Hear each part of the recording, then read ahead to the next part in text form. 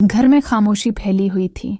शाम के वक्त हल्की सी हवा चल रही थी और बावर्ची खाने से चाय की खुशबू आ रही थी। ज़बीर ने लान की कुर्सी पर बैठे अखबार रखा और आहिस्ता से आसमान की तरफ देखा, जैसे किसी ख्याल में गुम हो। कुछ ही देर बाद भाभी सबा चाय की ट्रे लेकर आईं। इनके चेहरे पर हमेशा की तरह नरमी और वक़ार था। ज़बीर, तुम रोज शाम को इतने चुप क्यों बैठते हो? ज़बीर ने मुस्कुराकर कहा, बस भाभी, कभी कभी खामोशी अच्छी लगती है। सबा मुस्करा दें। खामोशी अच्छी होती है, मगर ज्यादा हो तो दिल भारी कर देती है। चलो चाय पियो। दोनों ने चाय के चंद घूंट खामोशी से लिए। सिर्फ बर्तनों की हल्की सी आवाज और बाहर दरख्तों की सरसराहट थी। ज़बीर अक्सर अपनी भाभी के अंदाज़े गुफ्तगू, इनके सब्र और नरमी से मुतासिर रहता था। जब से भाई काम के सिलसिले में दूसरे शहर गए थे, घर की जिम्मेदारियां ज्यादातर सबा के कंधों पर थीं। ज़बीर हर मुमकिन कोशिश करता कि वो भाभी का हाथ बटाए। एक दिन सबा के सर में दर्द था। ज़बीर ने फिक्रमंदी से कहा, भाभी, मैं आपके लिए चाय बना लाता हूँ। सबा ने कहा, नहीं ज़बीर, तुम पढ़ाई करो, मैं ठीक हूँ। नहीं भाभी, आप मेरे लिए माँ जैसी हैं। आपका ख्याल रखना मेरा फर्ज है।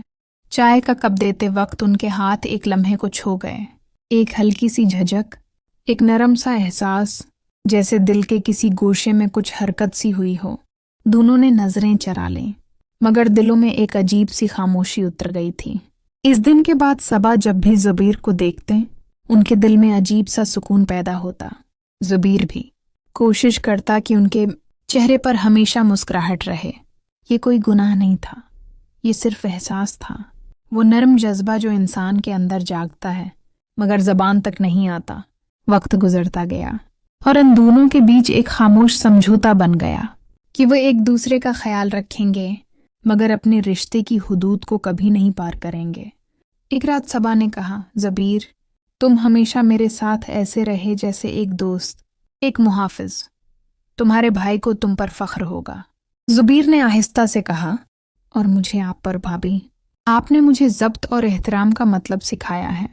चांदनी खिड़की से अंदर आ रही थी और इस रोशनी में दो दिल खामोशी से एक दूसरे के करीब थे, मगर इतने फासले पर जहां मोहब्बत एहतराम बन जाती है। वक्त तेजी से गुजर रहा था। ज़बीर के इम्तिहानात करीब थे और सबा दिन रात उसके लिए दुआ करती थी। घर में भाई की यादें थीं, मगर अब उनकी गैर मौजूदगी में सबा और ज़बीर के दरमियान एक खामोश समझदारी पैदा हो गई थी। सबा अक्सर कहती, ज़बीर, तुम में बहुत समझ बूझ है, तुम वाकई बड़े हो गए हो।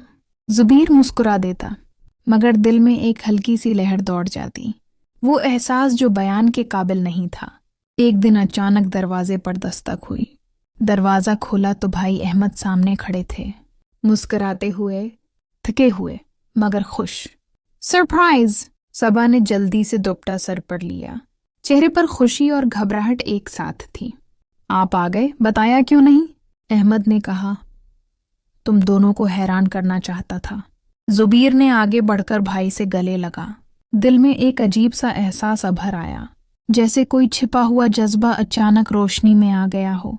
रात के खाने पर सब हंस रहे थे, बातें हो रही थीं, मगर ज़बीर और सबा के दरमियान खामोशी थी, एक खामोशी जिसे सिर्फ दोनों समझते थे। रात को सबा किचन में बर्तन समेट रही थी। ज़बीर आया और आहिस्ता से बोला, भाभी आप खुश हैं ना? सबा ने मुस्कुराकर जवाब दिया, हाँ ज़बीर, अब तो सब मुकम्मल है, तुम्हारे भाई वापस आ गए हैं।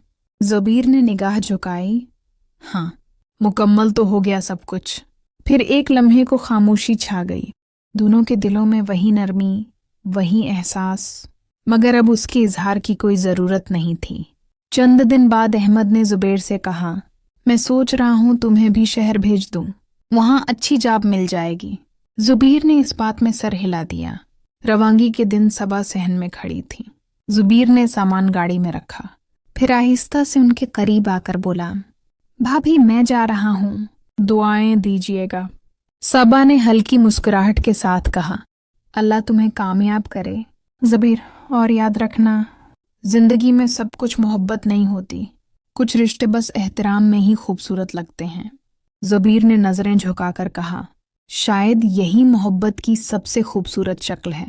گاڑی آہستہ آہستہ دروازے سے باہر نکلی اور صبا کے آنسو چپکے سے دوپٹے میں جذب ہو گئے۔ آسمان پر بادلوں کے پیچھے چھپا چاند جیسے ان کے دلوں کا راز سنبھالے ہوئے تھا۔